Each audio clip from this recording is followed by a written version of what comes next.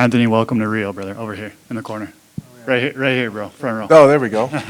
What's going on, bro? How have you been since your last one? I know you had talked openly on the podcast about, taking some time and kind of getting out of that dark place where you weren't, to the point where you weren't even, responding to text messages and people were wondering where you are. So Right. how is your head and how's your mental state going into this week? Man, I'm in a good spot. I think I just had to make some mental adjustments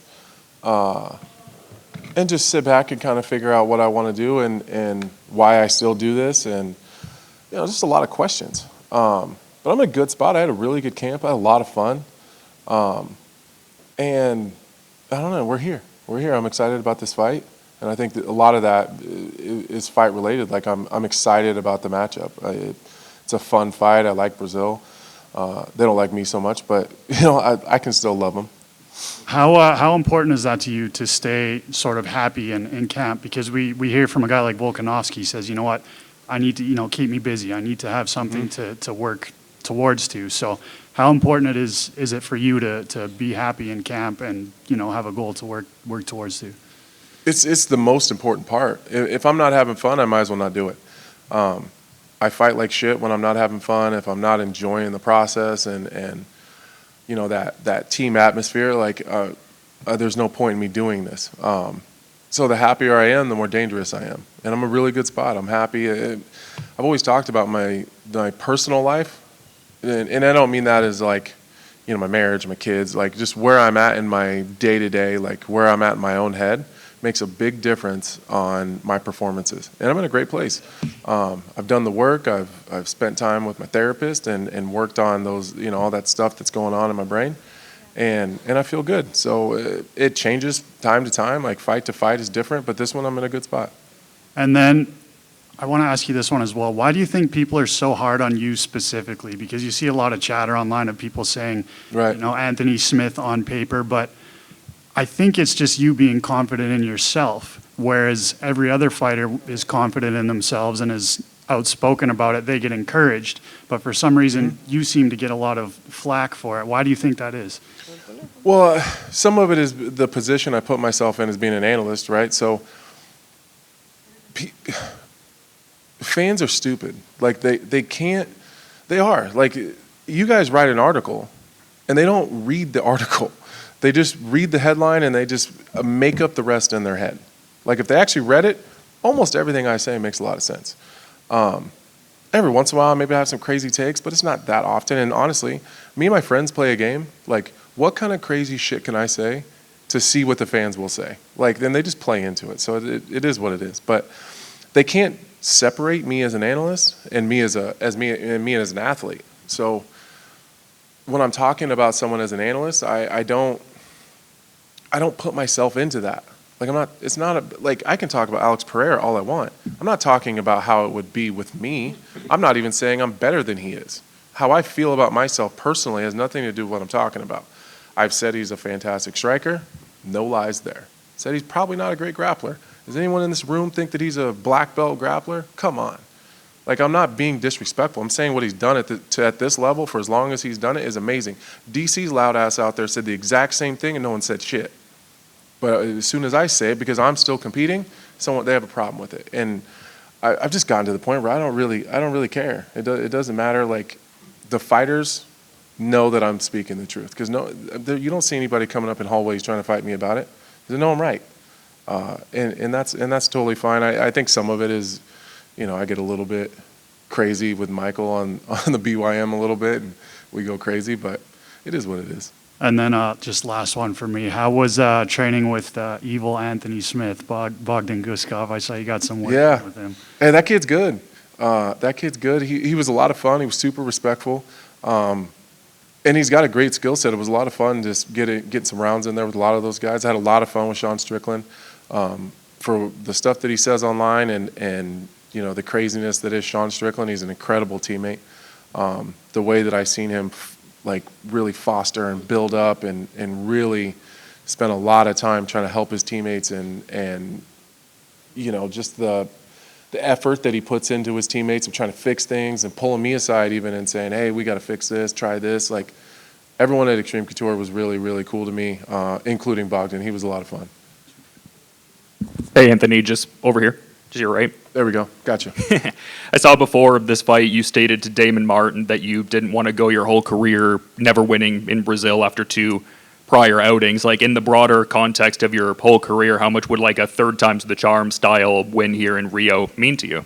Yeah, that'd be cool. Yeah, getting a win here in Rio, in Brazil, a submission win would be a lot of fun. Submission, jiu-jitsu's always been my base. So I don't know. I just didn't want to go my whole career never winning in Brazil because I like Brazil so much. I have a lot of fun here. I love the Brazilian fans. I love the culture. I'm trying to learn Portuguese. It's not going well.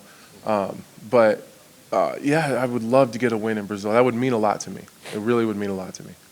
I feel the learning Portuguese and not going so well, so I hear you out. It's not going great. Yeah, it's not going great. But also as a follow-up, like you're talking about Vitor Petrino and just, undefeated overall in MMA and 4-0 in the UFC. Like you talk about him being an exciting opponent, like in terms of the X's and O's of that, like why are you so excited about this matchup? I just think he's good. Like I think he's got a good skill set. I think that he's going to be a staple in the division for a long time. I like his style. I like his explosiveness and his power. And I think he'll bring the fight to me. And those are the fights I want to be into. Those are the fights I want to get into. Brian Spann had a very, very explosive style in our first fight, and it works out for me. Like I would rather people bring the fight to me, and I'm willing to fight in a phone booth and play the game. I think we've all seen that in my last fight with Khalil. Like short notice or not, I'll still stand in the pocket and throw. Most of the time it works out for me. Sometimes it doesn't. But I think he's just that guy. I think he's going to bring the fight to me. I think he'll be aggressive.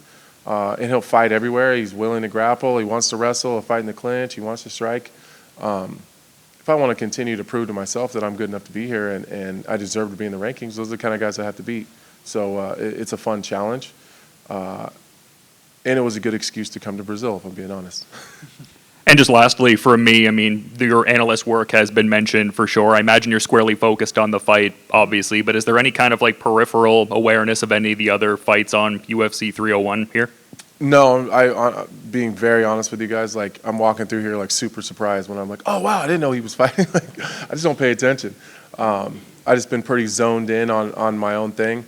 I did work UFC 300, but I use it as an excuse to train in Vegas, which is something I wanted to do and spend the week there anyway. So, yeah, I really haven't paid too much attention to the rest of the card. Obviously, Jonathan Martinez is on the card. That's one of my teammates, and Vince Pichel. So, I kind of know the ins and outs of what they got going on, but other than that, not really. Thank you for the insights. Yeah, thank you. Would you be down to Would you be down to one day trying to work as an analyst and also fight on the same night? I think someone did that once at PFL, but yeah, I actually asked if I could work the post show after I fought, and so far I've been getting big no's. But yeah, I actually did try. I wanted to. What's the biggest difference in you're flying to Rio to actually fight? But if you were only here just to commentate, just to work as an analyst, what's the biggest difference in a fight week for you when you do that for other cities? Oh man, there'd be a whole lot more food and beer going on if I was working as an analyst. That's for sure. Really, I get in about the same time. And I just, I kind of lock myself in my room and zone into the analyst work and studying and stuff. But when I'm fighting, I don't really do a whole lot. I come here and I talk to you guys, and then whatever else stuff I got to do, I cut weight and I fight. But usually when I'm working as an analyst, you can kind of enjoy the city that you're in a little bit, and you can go hang out and check out the food and the beach. And I'm kind of just stuck in this hotel and focus on what I got going on. So it's a much different role for sure. You say you don't know much about this card, so maybe it's breaking news for that Jose Aldo is fighting. I did know that. I didn't know Jose Aldo was fighting. I'd like to know your reaction to him come back and to look back and your favorite moments of his career. Yeah, I'm a big Jose Aldo fan. Always have been, and I was really shocked that he was coming back and fighting. I don't suspect that Jose Aldo probably needs the money. I'm sure he's doing just fine. So. I think that goes to show that competitive itch that fighters have never leaves. I think it's a cool opportunity for him to fight here in Rio, but I'm a little bit torn because he is fighting a good friend and training partner in Jonathan. So I'm excited for Jonathan to go in there and have the opportunity to take out a guy like Jose and really test himself and see where he's at. if you can get a win over a guy like Jose Aldo, the sky is the limit. You know, like that's a huge, huge opportunity for Jonathan. So I'm excited for him as well. Yeah, I bet the fans go crazy when Jose walks out, though. I can't wait to see that. That's for sure. Thank you. You've been saying that you love Brazil and your time here is always amazing. What do you like to do here? And if you could circle back to what you can say in Portuguese, what you've been learning, if you could share with us your beautiful Portuguese, would be nice. Yeah, I like Brazil a lot.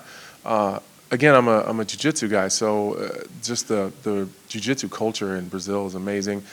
All the coaches that like I run into on all the cards, you know, when I'm working as an analyst, and I always have so much fun with the ones from Brazil because they're just so laid back and chill, and I find that the entire country is kind of like that until you get to fight night. Once I'm walking out to the octagon, it's different. But leading up to it, everyone's super nice. I love the food a lot. I'm a big beach guy, so the beach it sucks looking at the beach across the street out of my hotel window. Hopefully I get to spend some time there on Sunday. But as far as Portuguese, not a whole lot. It's not great. It's not great, that's for sure.